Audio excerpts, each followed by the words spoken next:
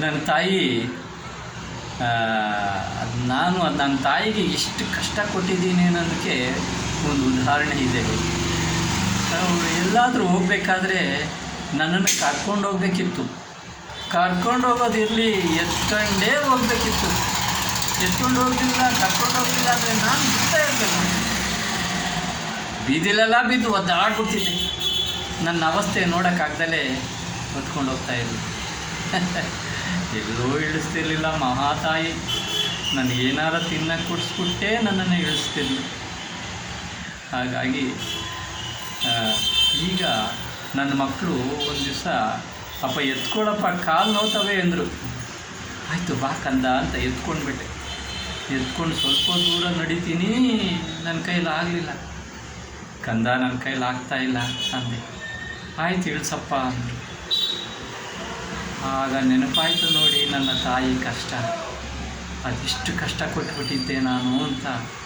ಆ ಪ್ರಸಂಗನ ನೆನೆಸ್ಕೊಂಡ್ರೆ ಈಗಲೂ ಒಂಥರ ಹೊಟ್ಟೆ ಕಿವುಚದಂಗೆ ಆಯ್ತದೆ.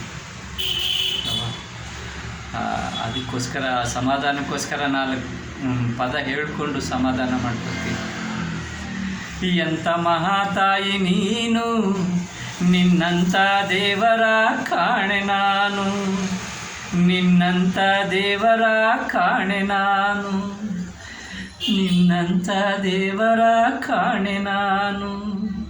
ನನ್ನೆತ್ತಿಕೊಂಡು 3-4 ಮೈಲಿ ನಡೆಯುತ್ತಿದ್ದೆ, ನನ್ನೆತ್ತಿಕೊಂಡು 3-4 ಮೈಲಿ ನಡೆಯುತ್ತಿದ್ದೆ, ನನ್ನ ಕೆಳಗಿಳಿಸದೆ ನಡೆಯುತ್ತಿದ್ದೆ, ನೋವ ತೋರದೆ ನೋವ ತೋರದೆ.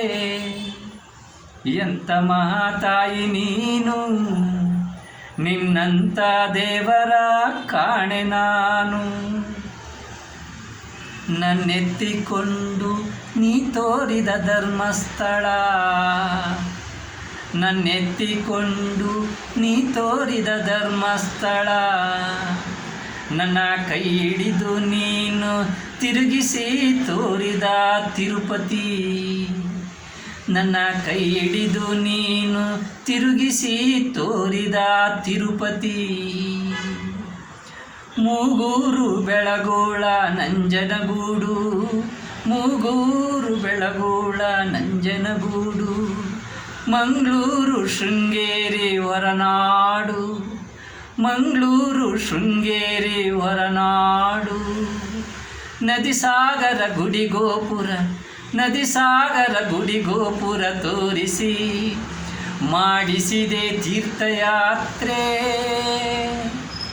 ನದಿ ಸಾಗರ ಗುಡಿ ಗೋಪುರ ತೋರಿಸಿ ಮಾಡಿಸಿದೆ ತೀರ್ಥಯಾತ್ರೆ. ಎಂಥ ಮಹಾತಾಯಿ ನೀನು, ನಿನ್ನಂಥ ದೇವರ ಕಾಣೆ ನಾನು, ನಿನ್ನಂಥ ದೇವರ ಕಾಣೆ ನಾನು.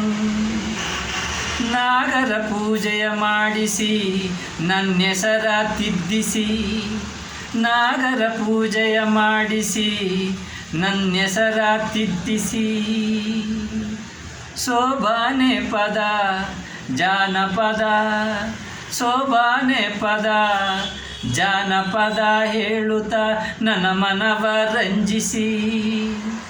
ಮೊಟ್ಟೆ ಕೋಳಿಯಂಗೆ, ಮೊಟ್ಟೆ ಕೋಳಿಯಂಗೆ ನಿನ್ನ ಹೊಟ್ಟೆ ಒಳಗಿರಿಸಿ, ರಕ್ಷಿಸಿ ಹರಸಿ ಬೆಳೆಸಿ ಉಳಿಸಿದ ಮಹಾತಾಯಿ ನೀನು.